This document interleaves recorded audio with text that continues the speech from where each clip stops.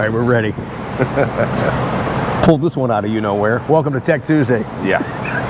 It is great to see you guys. We're going to draw the winner from our Sunday Coffee with Conti show. A lot of you guys like that. That's an easy edit for me, just to walk around and talk about cars. I was enjoying it. A lot of you guys did too. Thanks for spending the time with us on our past weekend show. If you missed that video, link down below in the description. One up in here for you. But Chuck, what was your favorite? It's tough to pick a car. It is tough. There were some nice cars there, dude. Absolutely. Anything that you like off the top of your head? Yeah, the C6 yellow ZO or ZR1. Oh, the ZR1. I knew you would say the ZR1. Yeah. Yes. Dude, when GM came out with that car for C6, I thought they could have stopped right there. Yeah, that was my favorite car. That car will always be special. Yeah. Even the C7 ZR1 oh, yeah, is going to be special. Yeah. Absolutely. We even talked about one coming in soon. Cough. But yeah, when you know how to contact Ricky. Yeah, when they did that, they could have stopped right there in my mind. A lot of you guys had some good guesses. Some of you know me. I try to trick you and tongue-in-cheek you and all that kind of stuff, but you guys just, I can't get one over on you anymore. I put a car in the thumbnail of Sunday's video, and everybody's like, wait a minute. Wait a minute. And it was hard for me to pick a car. There was a lot of great cars, a lot of great guesses. I'll tell you, that C5 Cleveland Browns car, should have spent just a little bit more time on that. That guy did win first place in his category, deservingly so. What a fun car. Oh my gosh. 63 split window could have been, very well could have been a choice for me. Absolutely. Always another one of my favorites. I love that. And I've told the story. I'm not going to bore you all that. I had a chance to buy one for 30 grand. Idiot, I didn't, and lost out. Wasn't an original car, but who cared? It was clean, it drove, it looked great, and it was a split window. There's a lot I can just kick myself in the head over.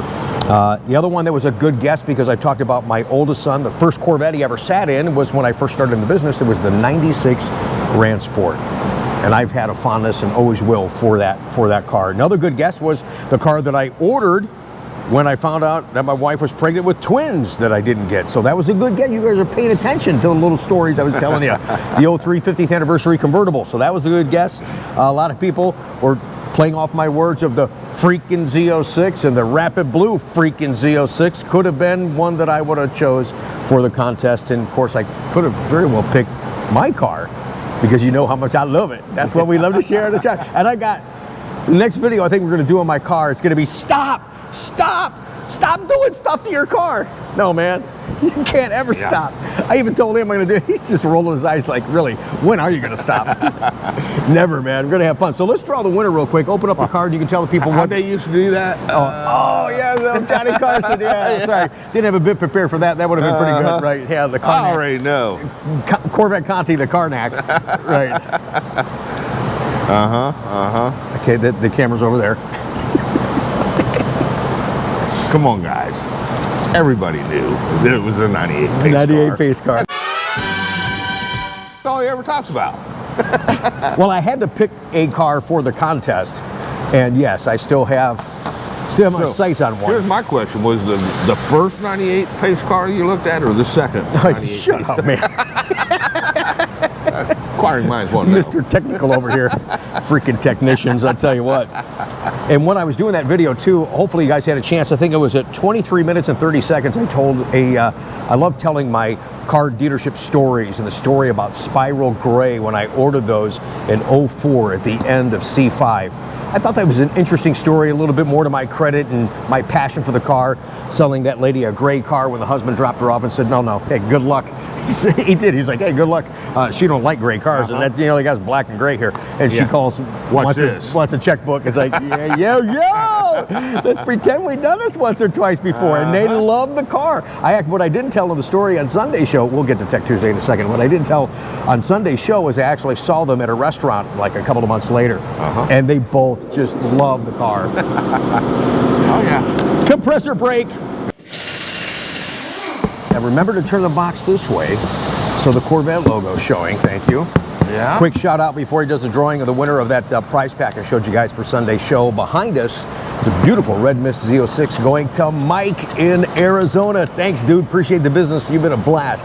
Absolute blast to work with. And he's like, yeah, get those accessory wheels on. Get me some pictures. You got all the money. Let's go, man. That's what happens, man. When we do this out-of-state stuff, I tell them the process, and then your mind just goes to mush. As soon as you sign everything and pay everything, it's like, okay, what happens now? Well, we talked about that already. No, but what happens next? When's it coming? And I love it, you know? You got adults acting like kids, and it's so much fun to be a part of it. So thanks, you guys. I really do appreciate that. All right, so here, YouTube's got a weird way they show the handles on there, so you can't look when you draw. I'm not looking, I'm mixing. Okay, mix. Don't be looking. What do you got there?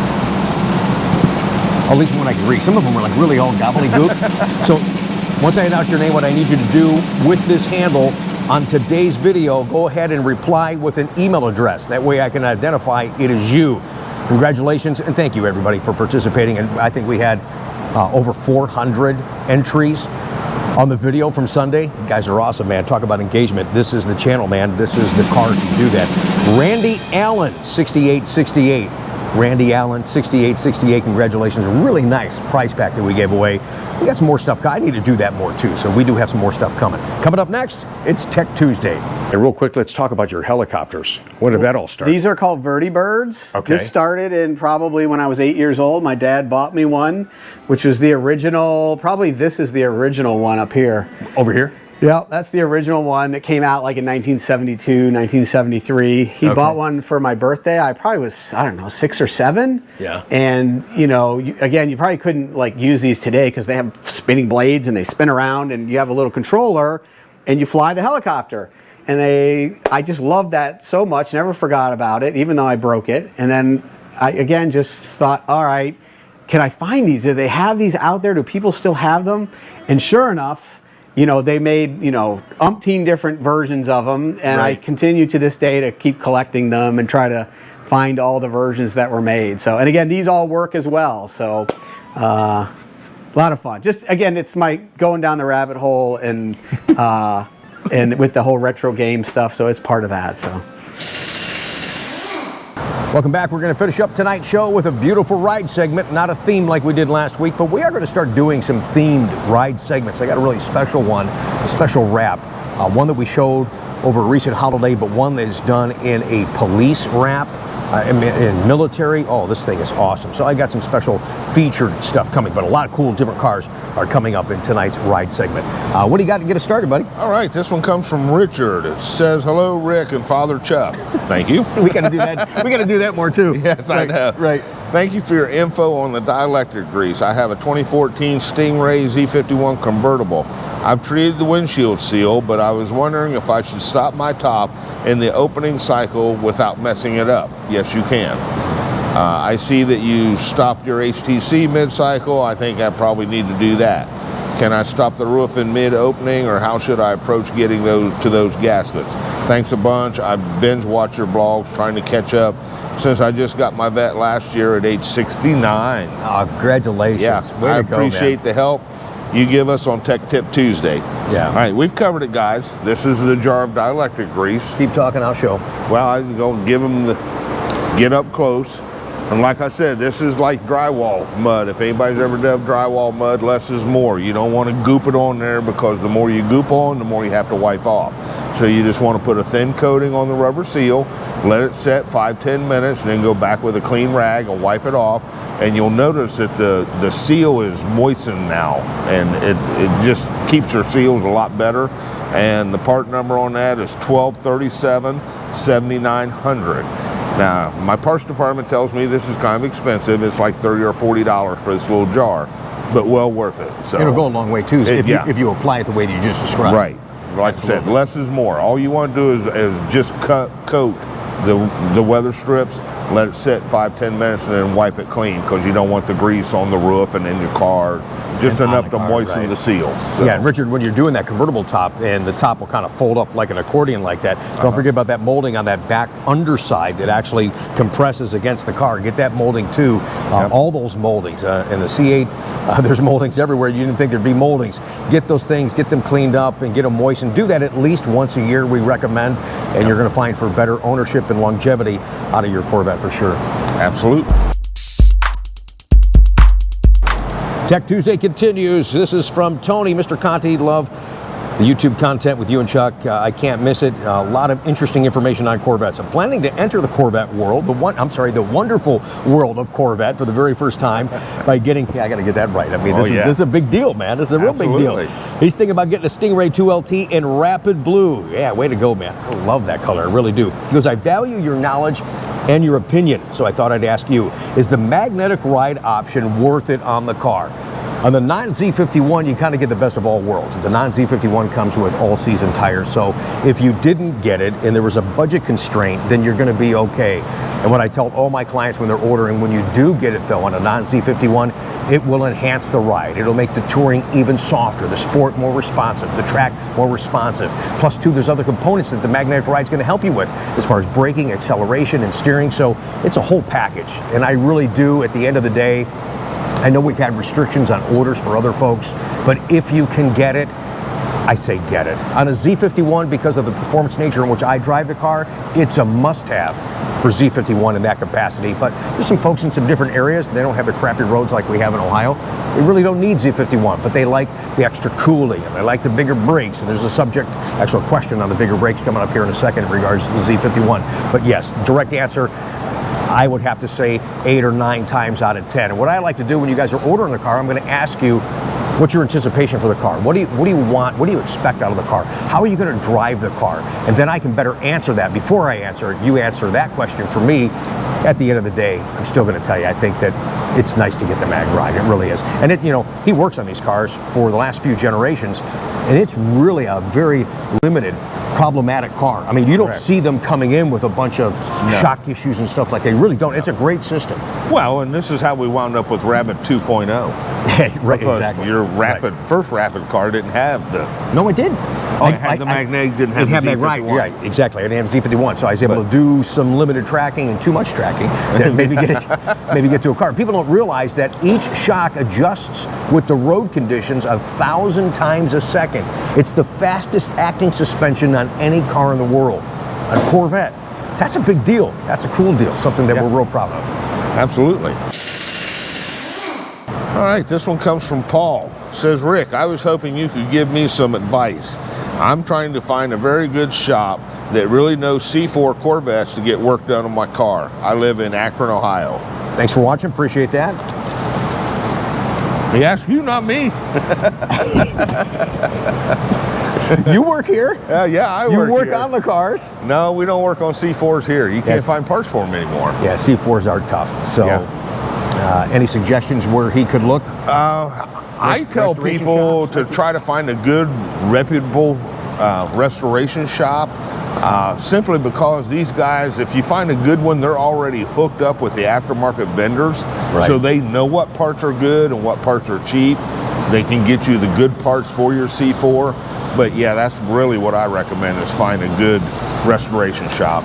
It's hard to believe that we're talking C4 has to go to a backyard mechanic, and it's almost specialty shops, race shops, things like that, because they're going to need to be rebuilding parts or improvising parts for that car, because you really just, one of the biggest parts that went bad on that car was the OptiSpark. Sure. I remember back in the day when I started, I was doing C4. Every single time I get this one kid back in detail, hey Rick, you got to come back here, this car won't start. I'm like, dude, don't tell me you got the OptiSpark. What? Oh, you're not supposed to get that wet? And yes, and of course I couldn't deliver the car. He had to get a part, get it back into service the next day. Jim Davis was my service technician, and he just, I don't know how many of those we changed. It had to be hundreds. It was ridiculous. It was so sensitive. That got just a little bit wet. Now, fear not, for C8, people are like, oh, do I have to worry about my C8 coupe now? No, not at all. This car's designed to get wet. That's why it freaks us out, because we're not used to that, but it's designed that way, so it's not a problem. I mean, you've got holes in your coupe on a C8, it's going to get wet. No matter what you want to do, it's going to get wet. And you need to not block those, because that's where some of the heat and so forth comes out of there, so yeah. Well, and in the day and age we live in with parts restriction, and I can't get parts for some of the brand new C8s, let alone the C7, C6, C5. All these parts are going kind of by the wayside. It sucks. The C5's about ready to go out to pasture too. Yep. I mean, I just got a fondness for C5. As we just talked about, the 03 I never got, the 98 pace car I will get one day. But man, oh man, there's so many things that go wrong with those and the computers, and you just can't. Even the guys that rebuild them, you can't get the darn things. No. So I've got a 08 right now. Convertible top don't work for it any longer, and the part I need is discontinued through GM. We searched the internet, we searched the interweb, we searched everywhere. We can't find it. here's a tip. I just thought of this kind of, again, spontaneous after conversation after the question. So hopefully we answered that a little bit for you. But talking about C5, for those of you buying a used C5, a little tip for you. If you go out there and start the car and there's a check engine light, the most common problem for check engine lights used to be what, Chuck? Used to be the gas cap. Yeah. Oh, and the guy will tell you, oh, it's just the gas cap. No, on a C5, it's probably something else. Any like brake module, BCM, ECM, all that kind of stuff. So be aware. Don't let that be brushed off to you in your next purchase of a used C5 somewhere out there in the Corvette land. All right. Yeah. So I don't know. I don't know. I'm being helpful today. I'm in a really helpful mood. Yeah, I mean, can I get you something else? Would you like some more crackers and cheese? Sure. Yeah, whatever. Get it yourself. Fridge is over there. All right, here's one from Bob. He says, guys, Rick and Chuck, now my question is, this is partly for you and I. Okay. Question is, are the rotors the same on the C8 Corvette, non-Z51 versus Z51? Is there either way that the calipers can be interchanged? In other words, the brakes in the non-Z51 be upgraded to the Z51 brakes? I'll let you answer that part first. I'm not sure, to be real honest with you. Well, I mean, okay, I'm looking at it, because nothing answer I was looking for, but the brakes are different. The non-Z51, the fronts are 12.6 and the back are 13.3. The Z51s, they're 13.6 up front, so an inch bigger, and they're 13.8 in the back. So they are different, and the pads actually go into the caliper different too.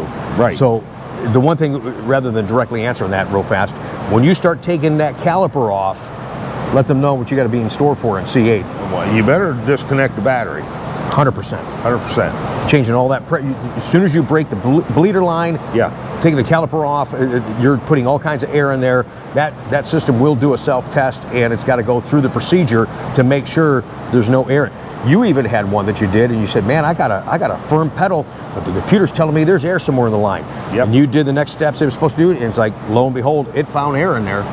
Which is, I mean, so that's, and this computer is, it's a real deal. So well, it's just extra steps though, that's all. The problem with these new C8s are the brake master cylinder sets up so high and the brake lines come up and go down like this that it's hard to get all the air out of it. Yeah, that's why they came out with this special pressure that puts over 40 PSI in the brake system to try to force the air through and force it up and over and down. Because after you're done and you bled the brakes and the brake pedal feels good, you start the car and it goes through its self-test. It don't take a lot of air. If it sees a lot of air, it's going to kick up the brake light and it's going to go into what I call down the rabbit hole. Because once it kicks up that light that it's detected air in the system, good luck. Now, I'm just going to go on a limb and I have to feel confident that you could change those out. There's a lot of aftermarket brake rotors and guys doing things, but that's one concern. Here's the other concern from my retail mindset. As soon as you do that on your non-Z51 car, you now have a warranty implication because you don't have original parts on the car. So if you have any issue with the braking system and you've got Z51 brakes on a non-Z51 car, and somebody teased me, he said, Rick, they don't have checks anymore. You said, it's just an expression, get your checkbook out. It means just get ready to pay the damn bill. But yeah, you're gonna have to pay. That will not be a covered item under warranty. So just be concerned about that, aware of that. And depending what you're doing with the car, maybe the Z51 brakes won't be good enough. I'm just about to figure out, is the stock Z51 brakes good enough for me? I wanna lean on Corey at Paragon Performance to see what they have available. You know, I haven't had enough time to get to, I haven't even been to high speed yet, so I don't know if that's going to suffice. Brake pads are a concern for me, so as I learn that stuff, I'll share that with you guys, again, depending on how you're going to drive the car. Correct. Okay, this one comes from Jeff, and we've already talked about this. Says, Chevy Service Center here is saying they cannot do my first service transmission filter change until 7,500 miles, even though my 2 years is up later this month. Oh boy. No, that's wrong. It's either or what bunch of goofs. How many miles? And it was Chevy emailed to you. Oh, it's... He doesn't know how to read the text session. That's you're not supposed to read. Huh?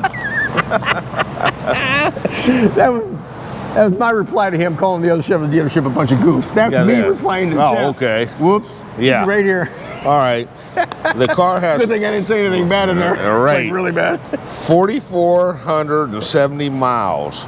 No local Chevy dealer here in Charleston, West Virginia. I am currently arguing with them 2 years or 7,500 about to tell them to watch Tech Tip Tuesday videos. How do you do it out there in West Virginia, you knucklehead? Read this thing right here from Chevrolet, the customer acknowledgement form. It's an either or within the 2 years. And here's the thing, get Jeff's stuff done. Chevy's going to pay you to do that. He needs to get it done. Then what happens when Jeff actually hits 7,500 miles? He needs to have it done again. Exactly.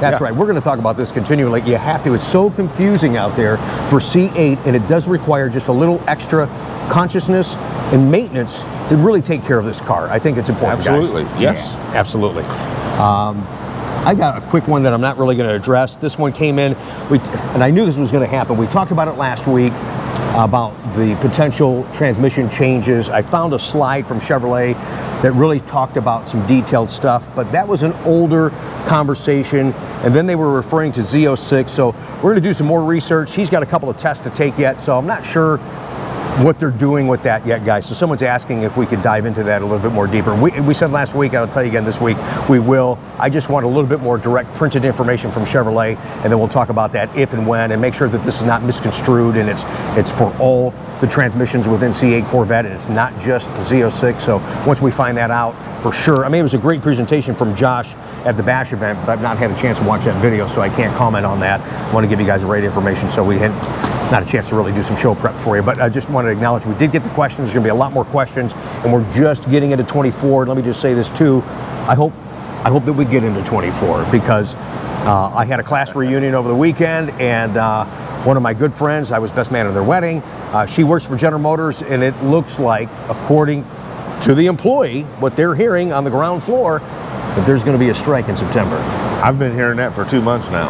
And I'm hearing it's going to be every automotive manufacturer. I mean, this is going to suck. And you guys don't realize this. What's the way I want to say that? As far as just the trickle down and how all of us are really tied to the automotive industry. Right. From people making wiring harness to the bulbs to the rubber stuff. I mean, just the tires, just everything. The metal, the castings, just everything. The plastic, Carpet, so much. everything. So many people involved in making this car. Not just Bowling Green, Kentucky. This will affect a lot of people, so I'm hoping that there's not a strike. I hope that it's resolved soon, so I just wanted to kind of throw that out there. I do have a tendency to go off on a tangent. Thanks for listening. Well, I mean, but it's, just another C8 killer. Like we haven't had enough since 2019. Mr. Positive, C8. Did you just freaking say C8 killer? Yep, I sure did. You're off the show. Everybody knows what I'm talking about. Be positive, and it's a C8 killer. Batting down the hatches ain't gonna be good. They already know. Cheese and rice. Okay, whatever, dude. Okay, guys that are still waiting for 4 years for the first one. They already know. Hey, that's what we do here. We don't sugarcoat it. No, we don't. Okay. This one comes from Bob. Says a couple weeks ago, my son's C6 starter motor went out. He was able to get it home by bump starting it, and we were able to replace the starter motor in the garage. Okay, tell him real quick what that is, in case they don't know what he's talking about. Okay, he's got a stick car, obviously, not an automatic. Right. So his starter went out. Those, back in the day, you could put in like fourth or fifth gear, or first gear if he was bump starting it. You could put it in first gear, he can't do it because starter went out. Right. So you put it over in fifth or sixth gear, have somebody push the car and pop the clutch. That would turn the motor on and it would start. Okay. The second part of his is, since the C8 transmission is basically a computer-controlled manual transmission, is it possible to bump start the C8 by pulling in both paddles at the same time and releasing them or something like that? Thanks. You'll never get into neutral. No. That's a function of being in neutral. You'll never even get started to bump start. Yeah, if the car does not come out of park unless it's running. Right. Period. Yeah. So if there's no power, game over. Even if you key the car up, just put it in run mode, service mode or run mode with the switch, and try to shift, it comes up on the dash says contention is not correct for shift. Yeah. Will not let you shift that apart. You can't do old school on new school. No. It just doesn't work that way. That's a good try. Yeah, that was good the try. first. That was like a wacky question. I had to share that. That was like, I was like, oh, you think about it for a second. I was like, yeah, well, maybe. He's like, no, not at all. Too many electronics involved in this deal. All right, I had a fun time talking to you guys. Thanks for the help again today. Yep. We love doing this every week. If you got a question for Tech Tuesday, how to use something, if you know, on your car for C5, 6, or 7, or 8, if you got a troubleshoot issue, if we can help, we'll do the best we can. And again, we keep it brutally honest. If we don't know, we want to give you the right information so you guys continue to move forward and get your problem resolved. So we do appreciate that. Email address is up on the screen. You also can use that same email for sending in your ride segment. Give me your first name and the state that you're from. Be happy to share that. And that's what I have for you guys now. Some good looking ones. Really, they get better every week. What do we got, Chuck? This is called Your beautiful ride. Yeah. They are. Yes, sir. You sound like my buddy at the. I got the reunion. I got the reunion. It starts at 7. It's 6:20. I get there and he's already drunk. I'm like, you're drunk already? It hasn't even started. I still got the C8 Killer on my mind. Oh no, I'm going to kill you if you use that again ever. See you next week. Oh, hey, before you guys go, I forgot. There's a great show coming up this weekend right here in the Pataskala area over in Pickerington. Look at these slides right here.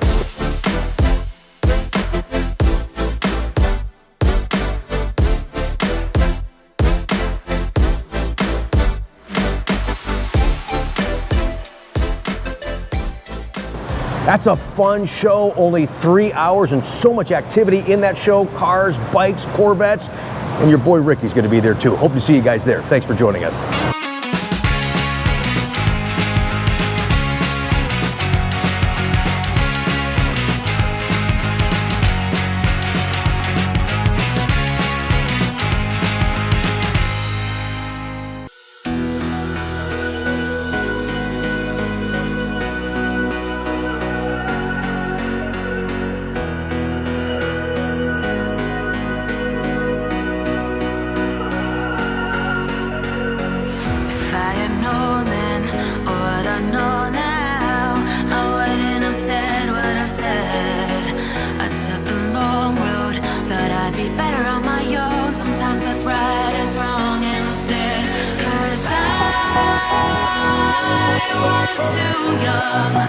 And I didn't understand that you were the one, and I can't wait to see you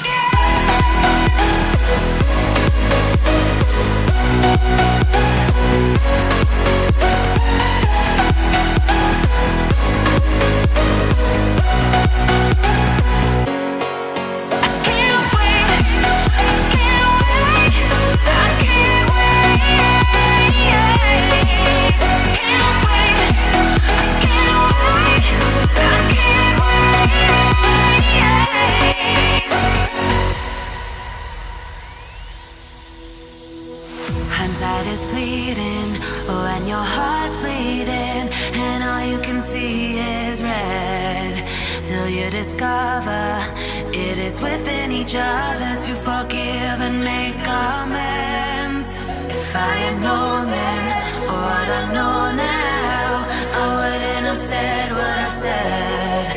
I took the long road, thought I'd be better on my own. Sometimes what's right is wrong instead, 'cause I was too young, and I didn't understand that you were the one, and I can't wait to see you again. Oh,